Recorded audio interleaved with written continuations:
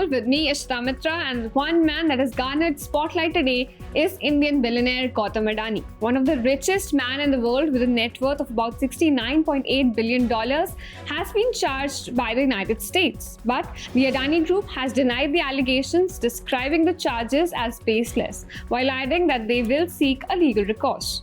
Now, this is after their stocks took a massive beating. Now, defending themselves at this juncture, where they've already reported losses worth about 2.81 lakh crores, the group tried to assure its stakeholders, partners, and employees, while saying that it is a law-abiding organization and it is fully compliant with all the laws. However, on the political front, things are heating up. Indian opposition leader Rahul Gandhi hit out at Indian Prime Minister Narendra Modi, saying that he was hand in glove with Gautam Adani in corruption. Now, he's even demanded the arrest of the industrialist, saying that it is very clear Adani has broken both Indian and American law. The Congress has further demanded a joint parliamentary committee probe into the allegations.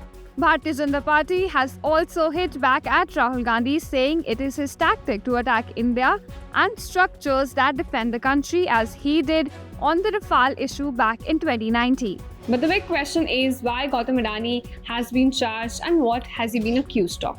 Let's decode. Now, the chairman of the Adani Group has been charged by US prosecutors for his alleged involvement in fraud and bribery scheme.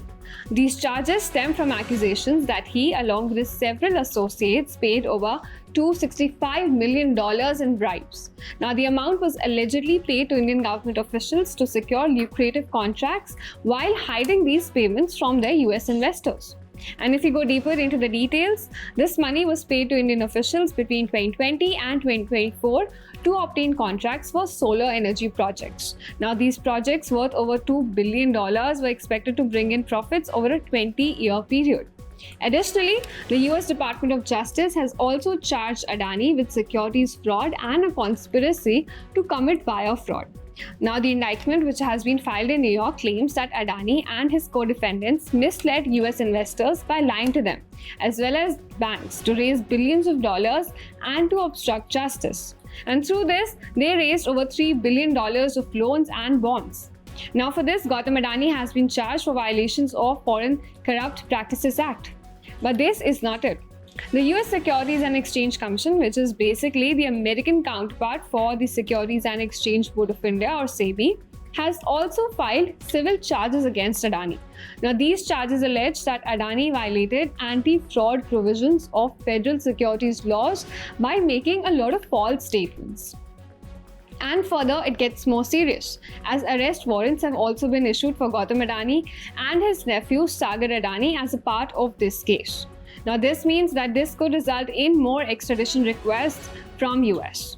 Now, who are the other people who've been charged in this case? So, alongside Gautam Adani and his nephew Sagar Adani, executives from Adani Green Energy and Cyril Cabans from Azure Power Global Limited have also been charged.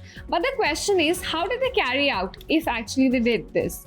Prosecutors allege that Adani and his associates used code names like Numero Uno and the Big Bang during their discussions about the bribery scheme. They reportedly held several meetings on how to execute these practices while maintaining a facade of legitimacy to attract investments. Now, interestingly, the charges were announced shortly after Adani Groups raised over $600 million through a bond sale, which was aimed at financing green energy projects. So the timing has certainly raised a lot of questions about the implications of these allegations for his business operations. And the picture does not look good. Remember, the Hindenburg report last year in January 2023 also alleged stock manipulation and misuse of tax havens by the Adani Group. And at the time as well, the group reported significant losses in its market value. So what happens now? Well, if convicted, then Adani could face several penalties, including substantial fines and even restrictions on operating within the US financial markets. As of now, the organization which has charged Adani is seeking permanent injunctions, civil penalties, and bars on Adani executives from holding officer or director positions in public companies. And finally, the outcome of these charges could have far-reaching effects on both his personal fortunes and the operation of the Adani Group in international markets. As you see, the Adani Group deals with critical sectors such as ports, coal and renewable energy. So that's it. This is an overview of the allegations that Adani Group is facing right now and all the reactions that we have received so far. Thank you so much for watching this video. Stay tuned to India Today Global, where we simplify geopolitics for you.